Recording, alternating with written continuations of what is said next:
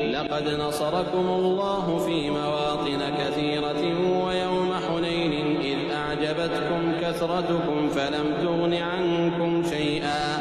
وضاقت عليكم الأرض بما رحبت ثم وليتم مدبرين ثم أنزل الله سكينته على رسوله وعلى المؤمنين وأنزل جنودا لم تروها وعذب الذين كفروا وذلك جزاء الكافرين ثم يتوب الله من بعد ذلك على من يشاء والله غفور رحيم. يا أيها الذين آمنوا إنما المشركون نجس